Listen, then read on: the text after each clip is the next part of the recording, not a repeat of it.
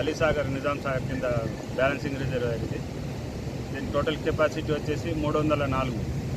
ఇంకా FRL level 1296, అంటే 1299.6. దానికి కరస్పాండెంట్గా 304 MCFD. అయితే ప్రజెంట్ వాటర్ లెవెల్ వచ్చేసి మనకు 1297.6 ఉంది.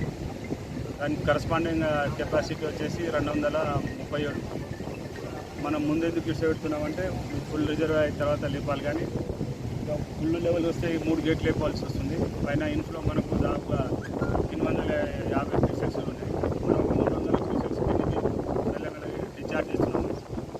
కింద పొలాలు ఏమి ఉండకుండా తక్కువ ఉన్నప్పుడే మెల్లమెల్ల ఒక గేట్లు వేసి చెప్తున్నాం అన్నట్టు.